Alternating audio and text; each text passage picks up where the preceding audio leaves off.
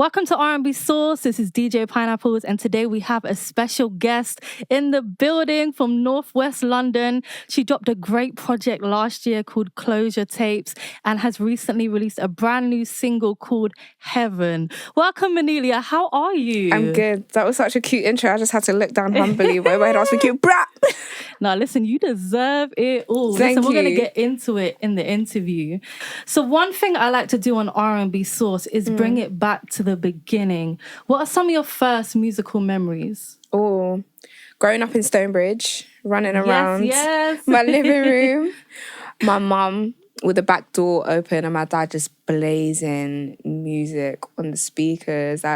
We used to listen to all sorts of stuff, Latin music, because my grandparents are from like Guinea-Bissau. Okay. So we used to listen to all sorts of stuff.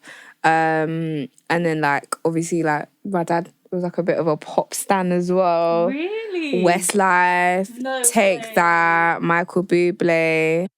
Not only during Christmas time, my mum loves Celine Dion, like all of that, OGs. And then my dad was like, he was into everything. So Brandy, Aaliyah, Craig David, heavy on Craig David. I guess at the time, like Craig David is what in the UK. Yeah. And what about Damage as well? No, not so much. I discovered Damage the older and older that I got. Okay. But like, I think my dad was more tapped into what was going on mainstream. Because again, like he wasn't born here. So everything that he was doing was just like discovering, and mainly radio at that time. But then when I was born, I remember like the early years of my life, we got TV. And then it was like, all right, cool, MTV Base. And Listen, MTV Base. yeah. I remember, I think it was the Request Show. I think that's what it was called. And I remember like seeing a Brandy video sitting up in my room. And I just Yeah. remember being obsessed. Yeah. Like back in the day, MTV Base, like it really ran things. But you know, I also heard that your dad is a singer as well. He can sing. Like, he can really sing. And it's so funny because I got my studio equipment in my house and he just was like, the first time he came in and I was recording, he was like, can I? And I was like, can you what? What, did you not know that he could sing at this point? No, I sing because my dad could sing. I sing because like when we were in church, he would harmonize and it would sound so fire that I would copy him. But when he was like, can I sing? I was like, do I actually want to open this kind of worms? Because are you about to come and tell me that you're going to start a career tomorrow and you're like giving me a run for my money? Like, so yeah, no, he's a fantastic singer. He's never ever done it professionally, and he's never been a performer. And I don't think a lot of my family, even my siblings, like when I say that dad's a singer, a lot of them are like, I say a lot of them, there's 4 of them. But like, they're like side eye. I'm like, you lot aren't deep into it. Yeah, but you can hear it though. You being the vocalist. Like, and mainly because he used to sing a lot when I was younger. He used to sing a lot. And would you say that there was like one specific album that sparked your love, like for R&B specifically? Or even just like one artist? Without knowing at the time, it would have probably been Craig David, Born to Do It, I think, yeah. Yeah, without knowing at the time, because a lot of the singles from that project, and even not even singles, but like that was what I was listening to. I don't know if the feature with Sting is on it, but I remember that playing in the car when my dad drove me to go pick my little brother up and my mum from the hospital when my mum gave birth. Oh. And it's it's etched in my memory. I would never forget, because I heard it on the radio and I was like, I want to listen to it again. And I couldn't listen to it again. Them times there was no YouTube. Exactly. There was no streaming. You would have to wait until that song came back on, or you'd have to go home, tape it on MTV, and then run it back. That's so true. And you know what? Talking of like your upbringing, I also heard that you can play the piano. Yeah. Is that true? Yeah. When did you start playing the piano? Oh, properly secondary school. Properly. But like it just became a thing where like at first it was like I only knew one chord progression. I would sing all my songs, all my covers would be to be that one. Have you seen that YouTube ad where he's like, play 100 songs with 4 simple chords? Yeah. That was me. That was very much me. And yeah, I just feel like after a while it just became like developing that. And then... Did you have like lessons? We had one piano teacher, but he was a scammer. Oh, okay. So, big him up though. He was scamming people, making money. Yeah, My mum got him out of there in no time. Wow. So are you still like playing piano now? Not as much. It's like, it's one of those things that I really, really want to go back to, but I just haven't had the time to, because maybe. You're focusing on your vocals and, pushing the projects forward at the moment. Yeah. But maybe, like, you'll be able to do like a performance. Honestly, on the keys. that's the aim. Amazing. Like, muscle memory, you never really ever forget anything. And my main thing was that I was wearing acrylics for really, really long, and like it was damaging my nails trying to play piano with acrylics. So I was like, and I would also damage the piano as well. Like, so I was just like, nah. But now I'm on an acrylic break because my keratin she's left the chat.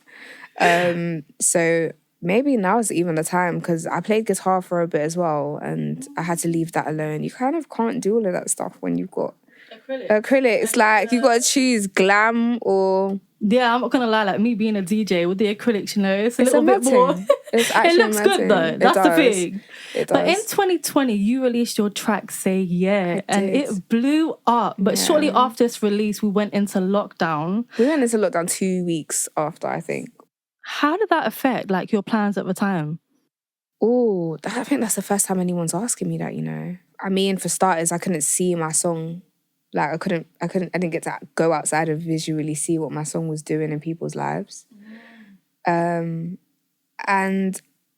Say Yeah kind of missed the opportunity to be a part of the party scene in her beginning days, and and the party scene, like, is so important for music. Being able to enjoy it in a community. I talk about it all the time. Like, I love R&B and I love new R&B, but in terms of like up tempos, there's been a lack of that.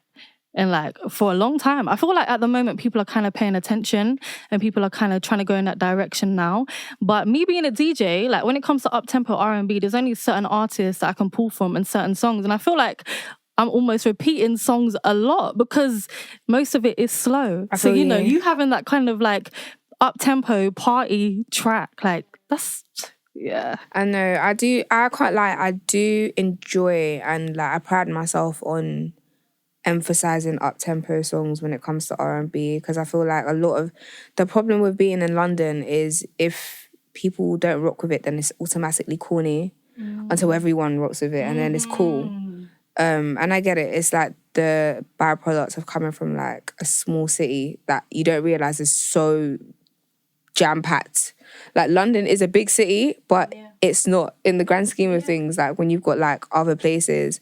And I just feel like, when everybody knows each other, it's very, very difficult to be like, oh yeah, I'm just going to do this even though it feels like right now that's what's cool to do. Yeah.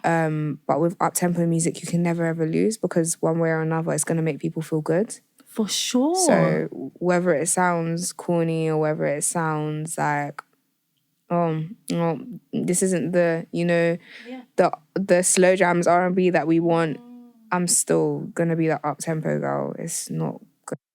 Yeah, but you know what? Even up until recently, like I was looking at the comments on YouTube and people are like, they couldn't believe that you were from the UK as well. Everyone thinks that you're American. I'm so London, but I get it. You now rocking with the best. And I did that because I was joking. Like I was taking the absolute, I was joking, And then naturally as well, when you sing, being a British person, when you sing in an American accent. It's just like, it's not natural for us now, like growing up. It just, I feel like you have to really think about doing it in that way, right? It doesn't come to you just like that. It has to be intentional, and I'm like, I can be patriotic in other ways, but in day-to-day culture and society, we consume so much American stuff anyway. Definitely. And you released your Project Closure tapes last year. And one of my favourite tracks is the Genesis remix with Bella, Mira May and Joyce Rice.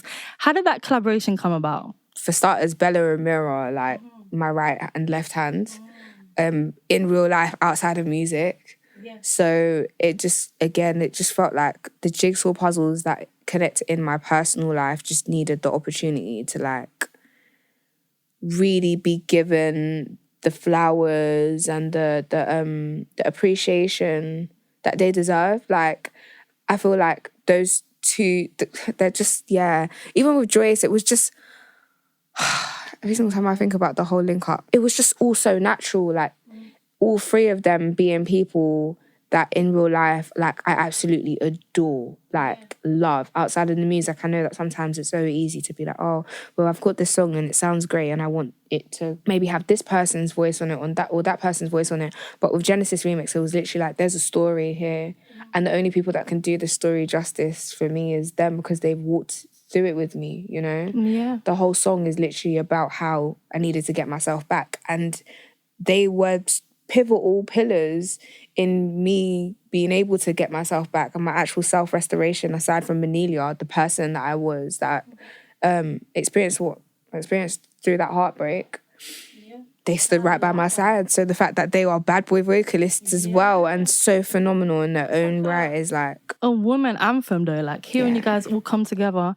But like Mira May and Bella being from the UK, like, but Joyce is from LA, right? So how did you meet her?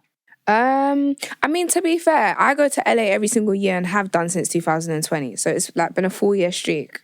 Gone. So you got some friends there now. Like, yeah, like and I feel like as well, the most valuable thing that life can give you is connections and like being able to talk to people and meet new people. And luckily enough, I was blessed to meet, however it happened, I ended up landing right beside her. And when she done her verse that day, the evening, was the first time I'd actually met her.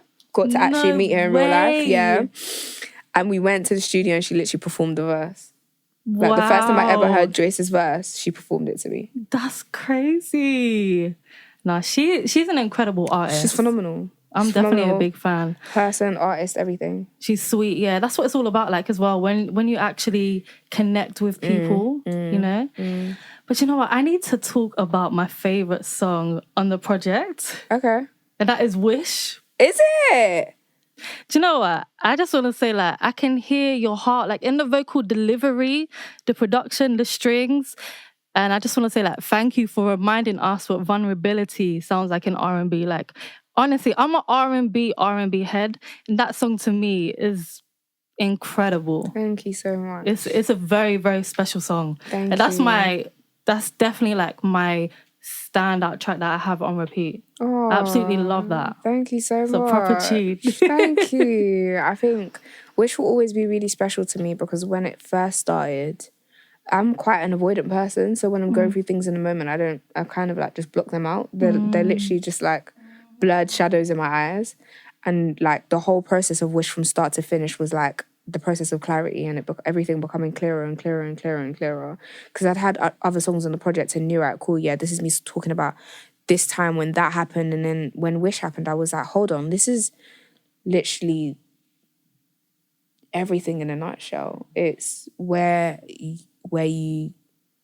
you were before you got to the heartbreak, who you were whilst you loved, who you were after you loved, and who you are now you're figuring out how to love again. You know?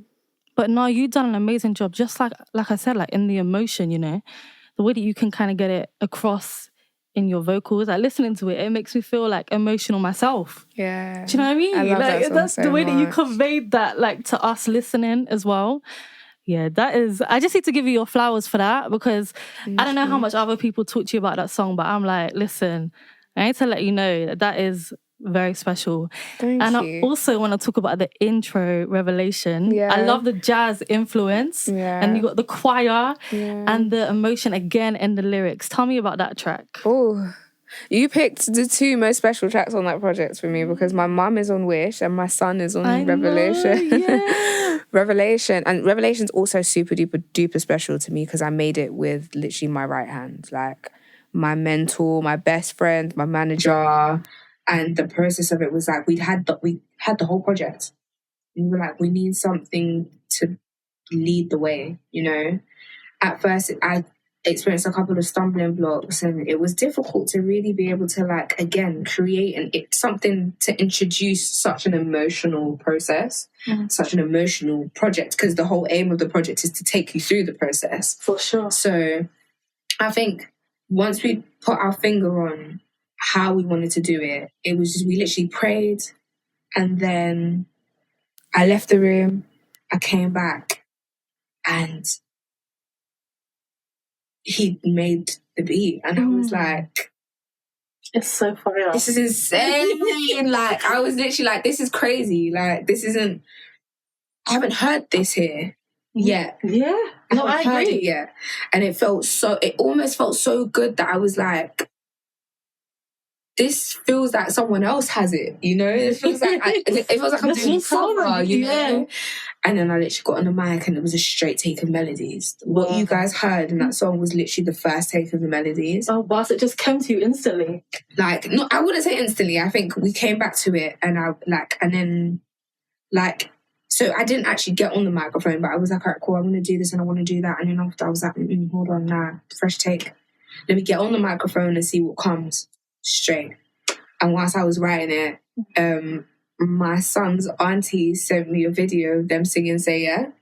Oh. And I was like, Closure Tapes does also feel like I am putting a little bow and like closing the treasure chest for Say Yeah, because I'm in a whole different phase of my life now. I'm not that girl anymore. Like, I'm always going to love the up-tempo and I'm always going to love the sonic and the feel. But in terms of who I was when I made that song, I'm not that girl anymore.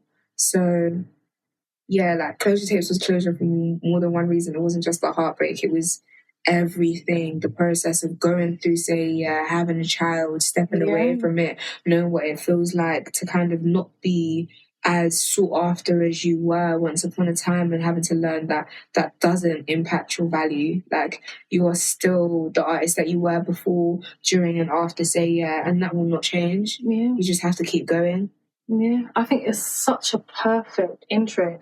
And even just like the track listing, the way that you've done it, it does tell like a story and you can tell that it's thought out. And I love that. Like in projects, they're like my favourite, you know? When it just, you can play it from the start and it just goes so beautifully.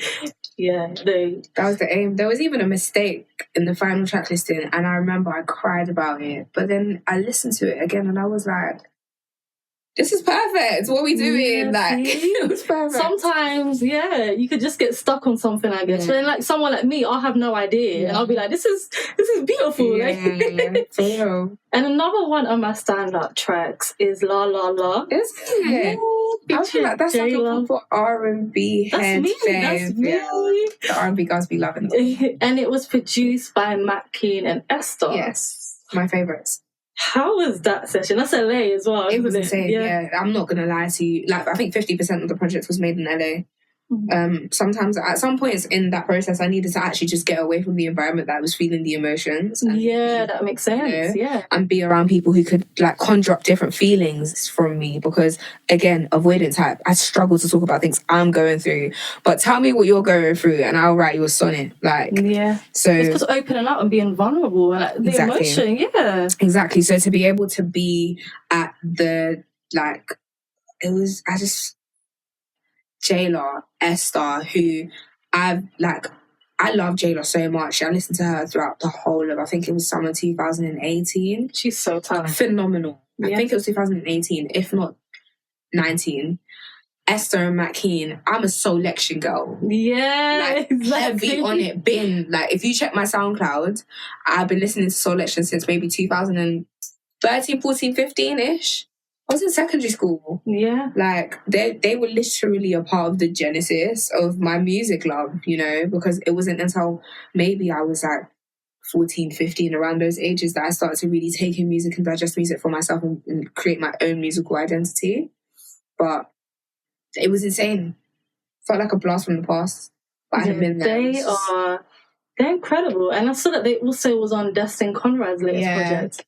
And I know Esther's got something coming out. He's got like, he dropped a song recently with Joyce, actually. You hear it? Yeah. And like, I'm sure he's got something coming out with Kenyon Dixon and Tone Stiff as well. Crazy. I'm sure. Because he's got like a new little project coming out. But yeah, that's super talented. But you know what? Talking of LA, right?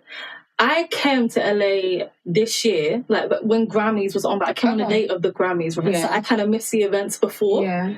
But I saw that he was at the R&B Money event, right? Well, I was at the R&B Money event and then I was at the Warner event where I finally got to properly meet them. Listen, Tank is like one of my goats. Like, Tank, vocally, he is insane. How was it, like, how was it, first of all, being at the R&B Money event? Like, what was it like? Because I wasn't there, so... I mean, I'll be real. Anything that an OG or like legends are running, like you have to know it's going to be done amazing. Yeah. That whole week was fantastic. Like, I went to an event, I think, who was it that was running it?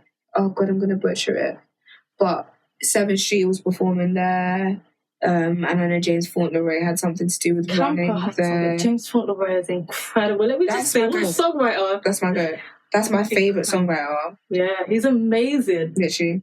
Did you go to the camper event as well? No, I didn't. There was like, because I was there to make music as well. Yeah. There were days when I knew, right, cool, I kind of have to put the partying aside to be able to do something that's going to give me a reason to party.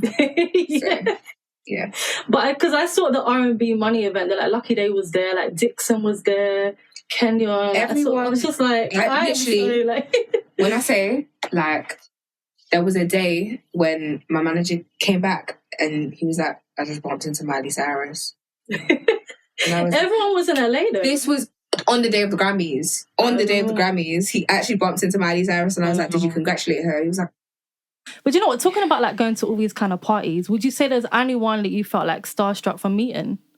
Honestly, there are people that I've met, like for instance, getting to meet Tank and Jay Valentine. Yeah. That was insane for me. And then at a time where Black was really, really, really important to me, when he dropped Easter Atlanta Love Letter, like and we have the same birthday as well. I was obsessed. So it was really nice to get to like have a conversation with him at Wireless. That was really cool.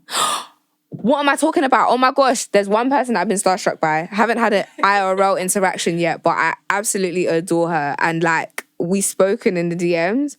Rosalia. When she followed me, I was like, excuse me? Like, me? Yeah. What do I do? But she's just honestly like a real life angel. Like, it's mad. I felt like, even like when I was interacting with her, I was like, you are too good for this world. Oh, like, so you've been talking to her like the DMs and stuff, yeah? Yeah, we've DM'd a couple times. She's really sweet. She's so sweet. Maybe something will happen soon. Yeah, I'm gonna make sure I've got something right for her. Yeah, that's the thing, right? You want it to be like the right song, the right moment. Yeah. And you know what, talking about the right song and the right moment, you just dropped your recent single, Heaven. I did. And you know what, I love the melody on the hook. Like, to me, it's super catchy. It literally be staying in my head. Oh, I'm sorry, but I'm not sorry. No, I love it. What was the inspiration behind that song? I woke up that morning and just like the morning that I wrote Genesis, I was just like, I'm just not even feeling myself today. I feel so untalented, incapable. Really? Yeah, everything. Like, wow. I used to guard myself so badly. It was really bad. But do you know what? I want to ask you, like, when you have them kind of moments, because I know a lot of artists do have that, right? How do you kind of get yourself out of that space? It's an unparalleled feeling, so you have to you have to literally force yourself out of it.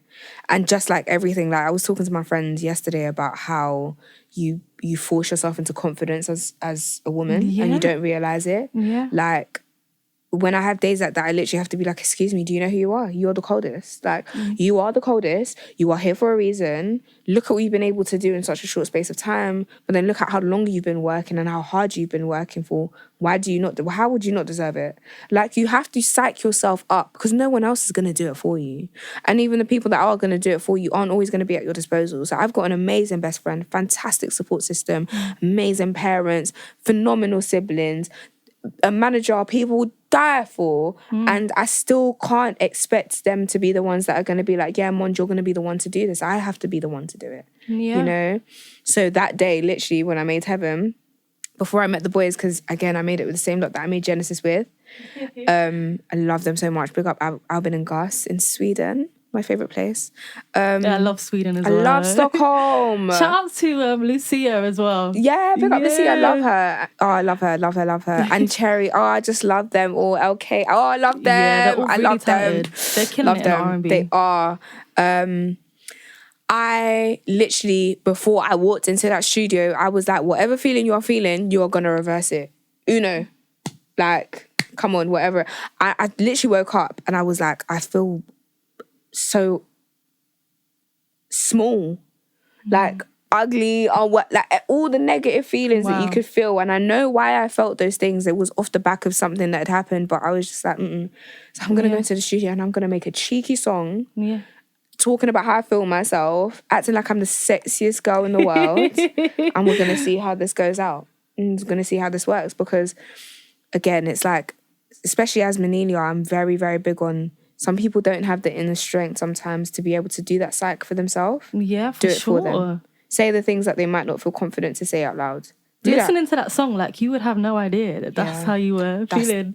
That is the point. Exactly. You know, talking of new music, yesterday, right, you teased a snippet of a track called My Man, and it's giving me like summertime, feel good. It sounds like such a banger. So what's going on with that track? Is it going to be like the next single? I hope so. Yeah. I hope so. I love that song so much. Again, made it with Gus and Albin, and like we made it in Stockholm with Dio and Emily Walcott, phenomenal songwriters, and just the energy in the room, it like literally. So the My energy, Man, sorry, is Sweden as well. Yeah. Oh. Yeah, literally. And again, it's like the music that I'm able to make when I'm not in the environment of, all right, cool, I'm in London. When I'm in London, I'm a singer, I'm a mum, being able to go to Stockholm and be like, all right, cool, I'm going to liberally sing these songs means that I truly sing the songs that I feel like you wouldn't be as confident to say this at home because you'd be so worried about what people think. You know? So you feel a bit more free. 1,000%. Yeah. 1,000%. And I think the most beautiful thing is that being free elsewhere has taught me how to be free at home. So now when I'm writing in my bedroom, I'm like, okay, and now we're going to be vulnerable, and now we're going to write about this, and yeah, they're going to rip your ass for this, but listen, darling, you're going to keep it real, you know? The room was just so pure. It was able for me to sing a song, my man, my man, my man. Huh? Like, that's so off-brand for me, but again, it's just so real. Like, everyone wants love. Everyone wants to be in a relationship. Exactly. Everyone wants to be in a relationship, contrary to popular belief. Like, but... So do you have like a time frame for it to be released, or you're not sure yet? I will say summer won't lack. Okay. We're in summer right now. Summer started 2 days ago. Literally, it really did. It started 2 days ago. And do you know what? One thing I've noticed about you, like looking at your credits, you're always down as being like a songwriter, right? So I want to know, like, what is your process when it comes to writing? Melodies first. Get out all the sounds. Like, I feel like that is so important though. Like, melody is what stays in your head. I love like good lyrics and good storyline. And obviously I just feel like being able to connect with like lyrics. Do you know what I mean? Like if you're going through something, but melodies is, if like the lyrics are amazing but the melody's crap, I just feel like I'm not going to listen to it properly. Do you know what I mean? So do you have like a formula that you would say that you follow, or is it kind of like... To be fair, what I try my hardest to do is just remain inspired and never ever shy away from my inspirations. Like, if no one's ever heard that before, then they've heard it and say, yeah. You know, like, I'm very big on homage and being able to just, like, make mine what was someone else's and just try and do it in a way that is true to me. Because, again, like, me and you can tap the table, but you tap the table how you tap the table, and I'll tap the table how I tap the table. So I think, in terms of melodies, it's always like, all right, cool.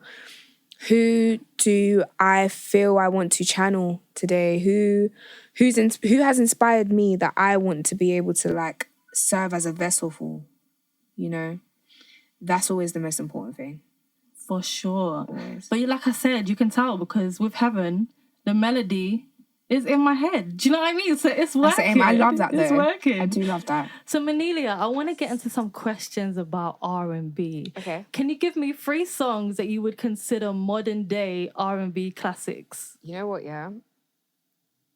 I'm excited to hear this. I had to write this down because I was like, I'm not going to lie to you and just be like, oh yeah, these are the things I'm thinking. No. Crazily enough, all 3 songs are from the same producer. And that producer is D-Man. Girl, you got good taste. Literally, that's what that means. Honestly, and it's so crazy because I'd go as far as to say that there's specifically 3 artists as opposed to 3 songs. So I know that's not the question you asked me, but I'll give you the songs regardless. Cadillac. Victoria Monet. That song needs its own moment. It's an insane song. Victoria Monet. Full stop. It's just insane. Exclamation mark even. Jaguar too. Or Jaguar just in general. The whole compilation, thing. everything together. The fact that... Have you tried to seamlessly play 1 and 2? I think I have. I'm not sure, Maybe I need to do that. It's insane. Does it work beautifully? It's literally one album. She's killing it. Like, an amazing performer. Coachella, her performance recently as well. Yeah. Amazing I got vocalist, to see her live dancer. in London. I saw her too. It was insane. I saw her at Coco and I was like... Same. I went to the Roundhouse and Coco, I went to both. I was like, this girl is... She's different. Yeah. Amazing writer as well. Yeah. Just so talented. And she's been hustling for so long. Yeah. And it's just so nice to see her having her moment finally right have now. a moment. Yeah, exactly. Yeah. It's true. It's a nice reminder that it happens. That's an incredible song, though. Yeah. What a tune. Such a good song. Oh, but I'd say if we're talking about songs that like will definitely be around in like decades to come, Oh My Mama. That was the song for her, right? Yeah. It just kind of like broke her out into like a bigger world. Yeah, which she so deserved. For sure. So deserved. And then I would say Lucky Day Over. What a tune. I'm thinking classics, not my favourites. No, my I favourite love it. Lucky Day song is Not Over. But what is it? I think right now it's That's You. I love that song. That's You's insane. But you see, me, I would put that in probably my top 3 modern day R&B classics would be like Yeah. That's You. And what about your third one? Silk Sonic. Which one? Oh, all of them, but maybe Smoking Out the Window. That's a tune. Oh. Yeah, Smoking Out the Window because the structural choices, like the character, the persona in the song. For sure. Like, that whole... Oh my gosh. Dima has just like perfected that 70s R&B sound right now, It's just... And he just does it in such a fresh way. But in order to do that, you literally have to be a master at your craft. He definitely And I feel is. like, honestly, it's crazy. My R&B king is actually Bruno Mars. People be sleeping on Bruno. He can sing. Bruno has the best R&B songs. I love that R&B album that he done, though. I can't remember, what's the name of it again? Do you know what I'm about? With like, had Chunky on it. Yes. It had like, that was a vibe. It had Finesse on it as well. Yes. That was a vibe. He's super talented. That era of Bruno, I feel like, was such a staple in terms of his branding as well. Yeah. That era made him so cool. He's just super talented. So musician cool. as well. Yeah. Just plays instruments. And what about your top 3 R&B albums then? Okay. Number 1, Never Say Never. This is I'd say this is number 3. Let me do it in particular order. So number 3 is Never Say Never. Incredible. Number 2 is Where I Wanna Be. Oh, my fave, don't know. And number 1 is Channel Orange. Okay, you love Frank Ocean. They're amazing albums though. They are. Classics. I can listen to all of them back to front to back. Who are like some of your favourite vocalists? Jasmine Sullivan. One of my intros to music was also Reality Show. Like, and... What an album. That is the album. That is the album for me. That is how you master a concept and deliver it without any... She didn't miss a mark. She killed it. Who else would you say? Vocally, Jasmine. Vocally, Marsha Ambrosius. Music Soul Child, vocally. Yeah, he's incredible as Tonally, one of the goats. India R&B. Mm. Shay Universe. She's so... Shay Universe. Vocally. She's killing it. Oh, that girl gon' eat every time. I had her on the show a few weeks ago, and yeah, she's just... Her tone... Just beautiful. They're just not talking to Shay. Like, vocally, it's disrespectful how good Shay is. No, they're all amazing. They are. And I want to know, who are you listening to when it comes to like new R&B artists? Who are some of your top like artists, would you say? Kamari. Kamari is so sick. Because he's releasing music that Frank would and Frank ain't. So thank you. Thank you so much. Definitely is. For sure. You definitely get that from him. Yep, absolutely. I've been listening to Kamari so much. Wow. Who else have I been listening to? I guess it's like a fusion of it, but I've been listening to King Maddie a lot as well. Okay. She's so foul. I think right now I'm in a throwback era. So I recently went back to listen to Kaleidoscope Dream by Miguel, which again is like literally part of my top 5 albums of all time. That's a popular one as well. I'd say it's actually one of my top. I'd say it's in my top 3 albums of all time. That's across all genres. Amazing album though. Phenomenal album. Yeah. Oh, such a good album. Yeah, I've been listening to more throwback music, but I'd say right now the artist that I'm taking in the most is actually Kamari.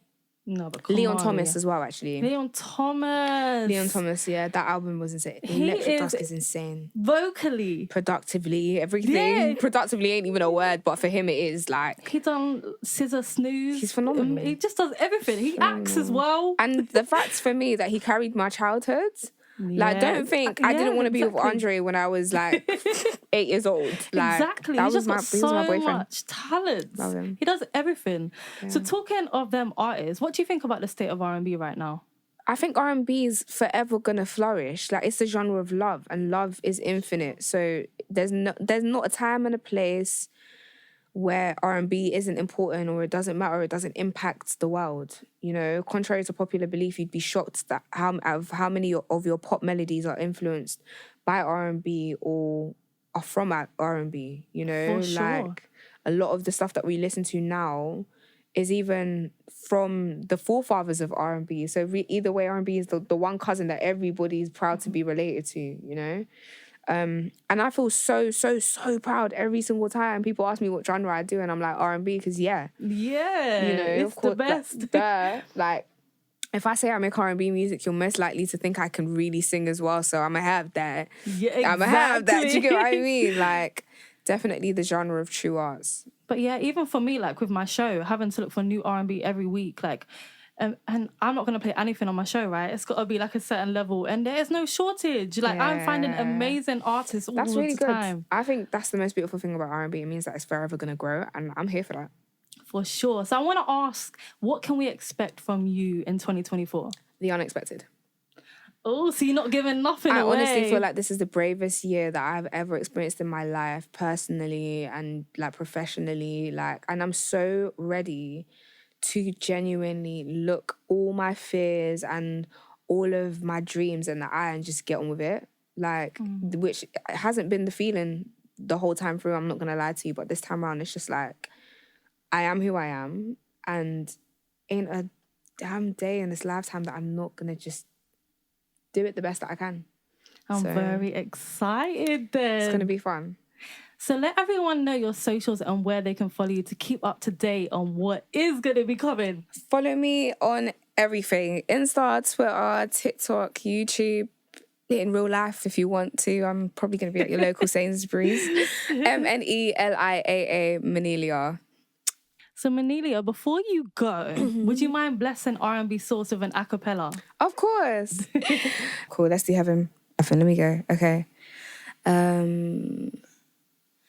I believe my intuition's guiding me on a greater mission. But recently I'm so caught up in what I see. I can say I like the view, but then so do you. 'Cause the way you're staring so overbearing and dressing me with your eyes. You might as well come and try, 'cause I love the chase. Silhouette still got it, but I prefer you on my body. I got the key to my gate.